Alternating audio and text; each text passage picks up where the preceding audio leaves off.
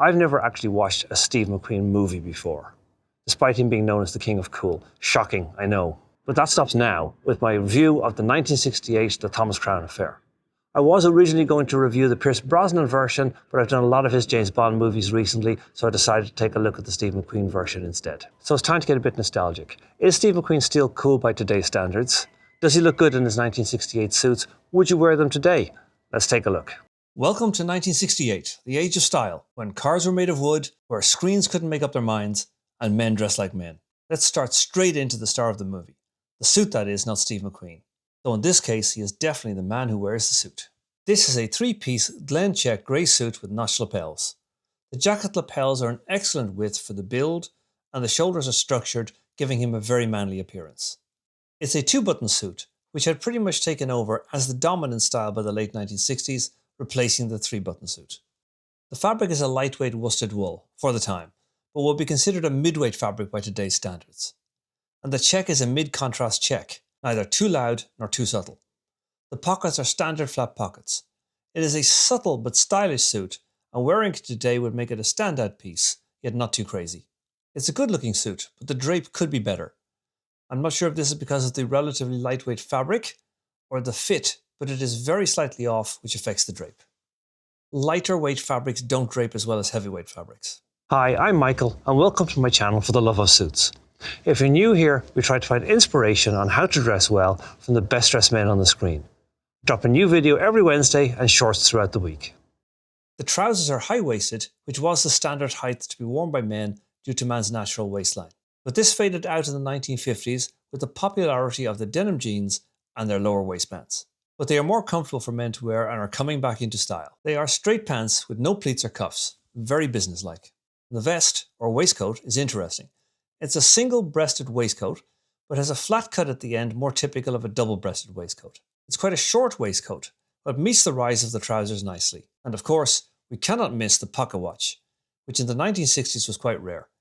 Their popularity waned after the First World War, which heralded the use of the wristwatch for safety and convenience. And Thomas Crown's, or is it Steve McQueen's, playing with the chain draws attention to it and signifies how he sees his status with his peers, colleagues and employees. Despite being a banker, he is quite a maverick, as was Steve McQueen, and how he walks in this suit is intrinsically tied to the suit.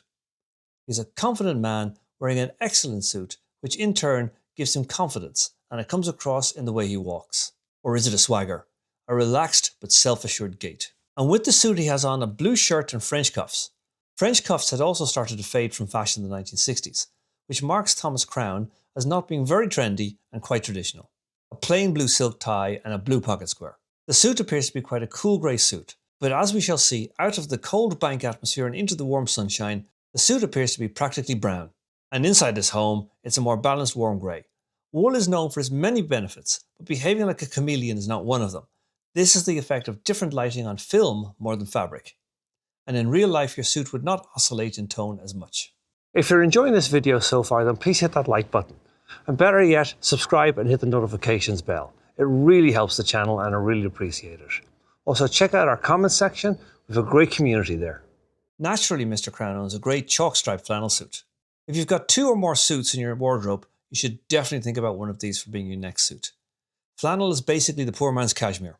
I own one myself, and it's a fabulously light but warm fabric. It looks great, it's easy to wear, extremely comfortable, and never goes out of style. However, I will warn you, flannel is a non-woven fabric and quite soft, so you should definitely purchase two pairs of trousers when you buy a flannel suit. I wore through mine quite quickly, and thankfully know a tailor willing to fix them for me.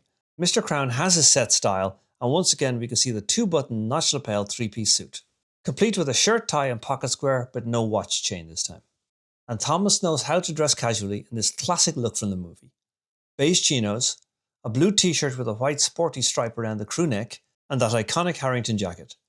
The Harrington is a casual jacket cut waist length with a discreet collar, usually held closed with two buttons. It has two pockets at the sides with flaps that also have buttons. The absolute classic Harrington is a dark blue or navy Harrington incorporating a traditional Fraser tartan pattern lining.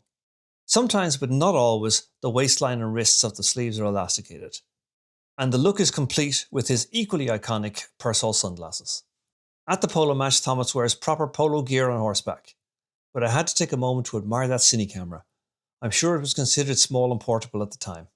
At dinner, Thomas wears navy for his next three-piece. Once again, a familiar layout of two-button suit with notched lapels. I notice on the sleeves of his jacket he has one button, which is very casual. And also that the cufflinks on his French cuff shirts are extremely subtle and look just like buttons. That's quite an interesting approach, and I wonder what advantage it would have in any case. He's wearing an off-white shirt with his suit in a nice casual approach. And he has on a classic red tie.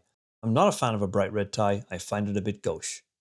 Thomas is wearing what I suspect is the same grey suit from the beginning of the movie, but again looking warm, reflecting the warm interior of the room he is in. So for the sake of the argument, we'll call it brown. And brown is a great colour for a pattern fabric. And with the addition of the tie bar and a cream shirt, he's looking somewhat different from his appearance at the beginning of the movie, despite the small additions. The purpose of the tie bar is to make the tie knot stand out more. And for his second casual look, once again like the perfect gentleman, he has the right outfit for every occasion. And in this case, a bright orange shirt that is very suitable wear for the beach. It's a very casual shirt with pockets, stitching and buttons to give it more detail.